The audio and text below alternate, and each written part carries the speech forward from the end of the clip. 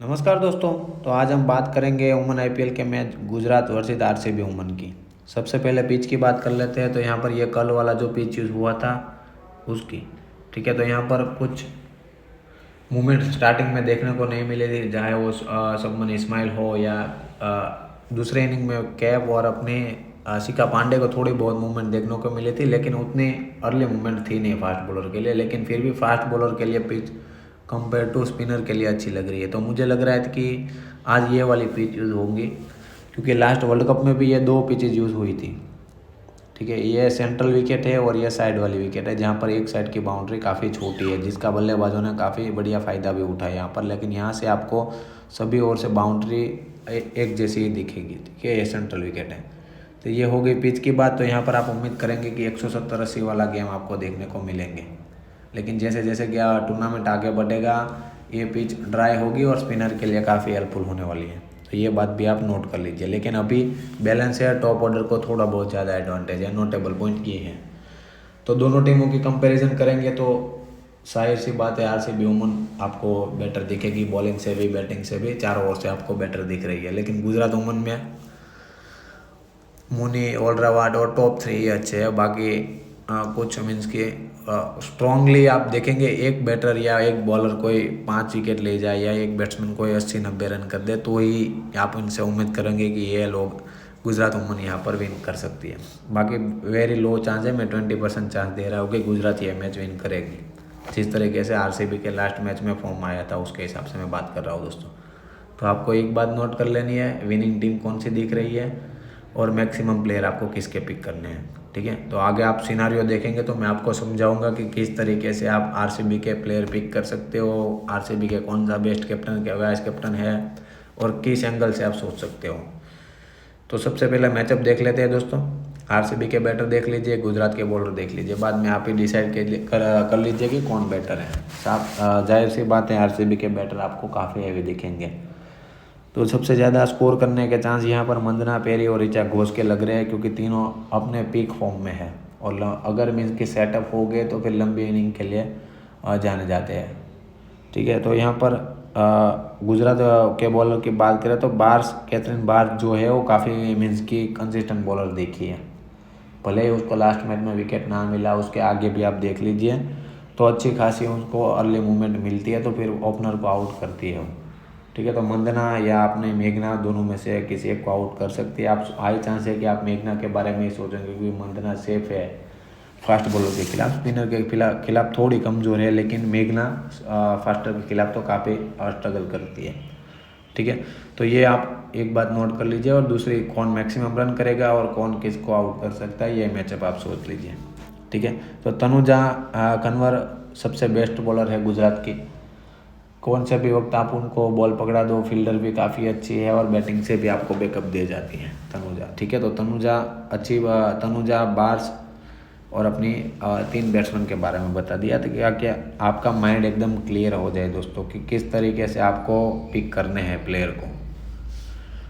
तो ये notable point थे। आगे बढ़ते हैं, गुजरात के बैटर की बात कर लेते हैं और आरसीबी के बॉलर की बात कर लेते हैं दोस्तों। तो सबसे इम्पोर्टेंट आप देख लीजिए रेणुका। अगर आप रेणुका को पिक करते हैं तो आपको आरसीबी के टॉप ऑर्डर कलेप्स होता हुआ दिखेंगे। तो फिर आपको सोचना पड़ेगा कि ये मुन्नी, ओल्ड्रावट या लीचफील्ड तीनों में से 2 को आउट करेगी। हाई चांस है, क्योंकि रेणुका की जब भी आप उनका स्पेल देखोगे तो आप देखेंगे कि 2 विकेट है, 3 विकेट है, 1 विकेट बहुत ही कम चांस है कि वो दे जाती है, ठीक है। तो उनके एक तो स्टार्टिंग में विकेट लेने के चांस हाई है, लेकिन वोल्ड्रावट, मुनी और लीचफील्ड तीनों फास्ट बॉलर की काफ़ी अच्छी प्लेयर है और एकदम चिपकू प्लेयर भी है, जो कि आसानी से अपना विकेट थ्रो नहीं करती है। तो अगर आप रेणुका को इनकेस लेने के बारे में सोच सकते हो तो ये सिनारियो आप क्रिएट कर सकते हो दोस्तों, ठीक है। तो बाकी कौन कौन कितने कितने वोट डाल सकता है वो भी यहाँ पर मैंने यहाँ पर आपको साफ दिखा दिया है कि हाई चांस है कि यही होता हुआ आपको दिखेंगे। तो यहाँ पर सबसे बेस्ट गुजरात की बैटर मुझे यहाँ पर लीचफील्ड दिख रही है, क्योंकि एक तो बॉल टाइम नहीं लेती है अपने हिसाब से, जब भी टीम की पोजीशन के लिए खेलती है, टीम के हिसाब से खेलती है, स्कोरिंग रेट की ज़रूर होती है तो उसके हिसाब से प्ले करती है। तो लीचफील्ड एक तो सेल्फलेस दिख रही है और अच्छी भी, रिसेंट फॉर्म भी उनका काफ़ी अच्छा है। तो अगर आपको लीचफील्ड, ओड्रावट की जगह आपको लीचफील्ड को पिक करने का मौका मिल जाए तो आप लीचफील्ड को ही पिक करना दोस्तों, ये मेरी तरफ से आपको एडवाइस है, ठीक है।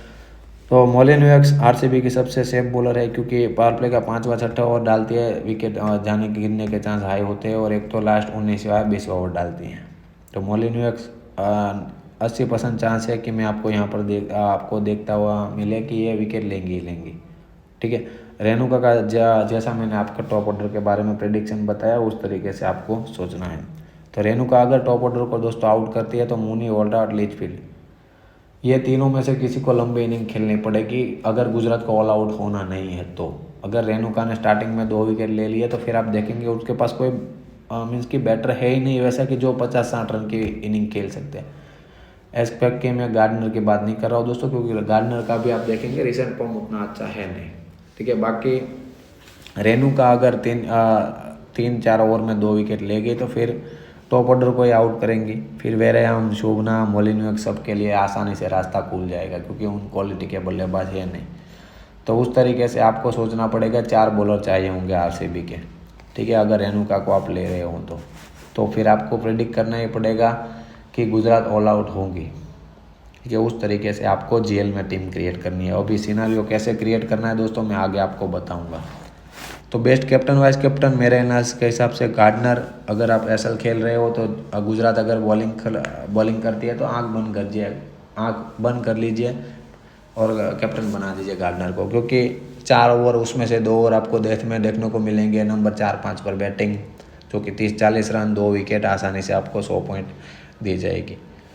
एलिस पेरी एक बार जब फॉर्म पकड़ लेती है दोस्तों तो उनको रोकना फिर मुश्किल होता है। WBBL में भी मैंने उनका देखा था कि 2 लगातार सेंचुरी, वुमन क्रिकेट में आप ऐसा देखेंगे नहीं, मेंस में होता है वो भी रेयर केस में, लेकिन पेरी ने मैंने लगातार 2 सेंचुरी और तीसरे मैच में कुछ 80-90 रन किए थे। उस तरीके की WBBL में मैंने उनकी इनिंग देखी हुई है। तो जब एक बार फॉर्म पकड़ लेती है तो फिर उसको मुश्किल होता है आउट करना।